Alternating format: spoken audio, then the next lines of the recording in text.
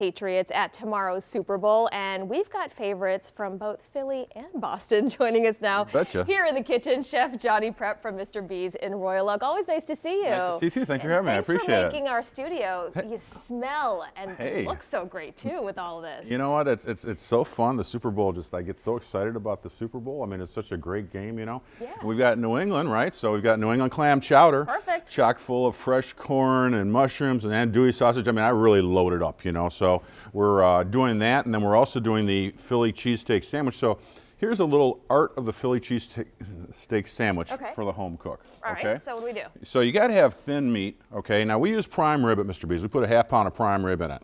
We actually cook ours to medium rare, and then we slice it, because trying to slice raw meat is really hard. Right. So you either want to partially freeze it, or you want to cook it before you slice it to get it thin. Okay. And then, you know, if you're going to have people over especially, make some beef stock or jus and keep your meat warm in there, and then you're really easy. Then you're just kind of heating it up on here. Nice. So it's not drying out. Exactly, because, you know, unless you're a professional and you got the whole thing going on, it's really easy to dry that stuff out, you know? And we've got a really nicely toasted brioche bun we use, which is really delicious.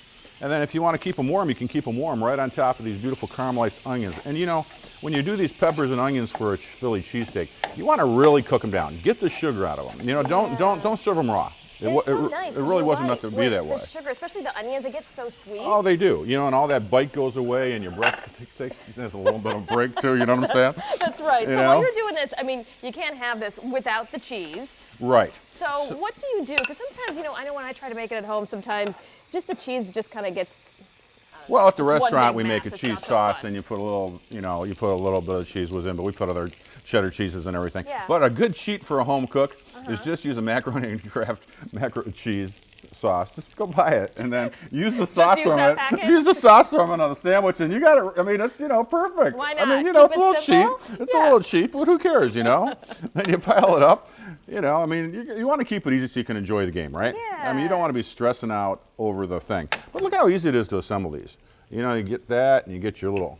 So this really doesn't take a lot of time to put together, and even if you have this all out, people can maybe just come up and assemble their own? Actually, they can. I mean, these onions keep just great, you know what I mean? You can pre-grill your buns and just put them on top of your onions and heat them up. Yeah. You know, you can keep your meat in a warm jus, pop it on there. I mean, really, you can just set this up wonderfully nice. Okay, I will take this, and I want to make sure we get to this this clam chowder here. Oh, absolutely. So how do you start? Some people might feel like it could be intimidating to make your own. You know, it's really not. You know, I mean, a chowder is, you always start with some form of pork. So you're going to have either bacon, salt pork. I use andouille sausage. Okay. If you don't like pork, you can leave it out. It's just that flavor that you're not going to have.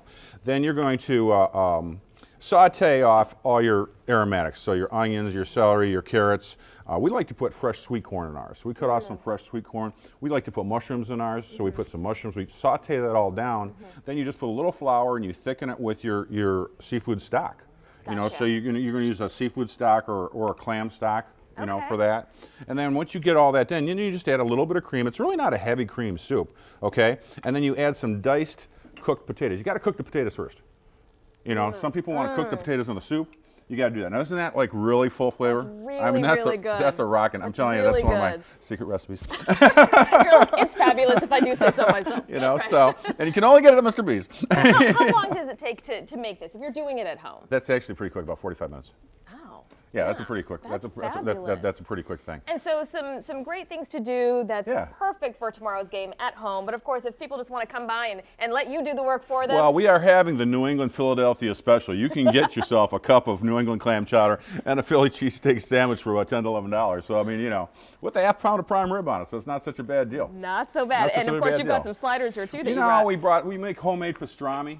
So we do some homemade pastrami sliders with some coleslaw and some Russian dressing, which are great if you're nervous during a game. You know, you need some finger food. Okay, so this is like the halftime deal. Okay, this is like the fourth quarter. I'm really nervous and I need to suck something down right now. I mean, you have to continue the food, right? Absolutely. Real quick, where you're located? We're on 215 Main Street in Royal Oak. Come on and join us tomorrow. All right, Chef. Thank you so much. We'll be right back. Thank you. I'm gonna get back to this. This is so good.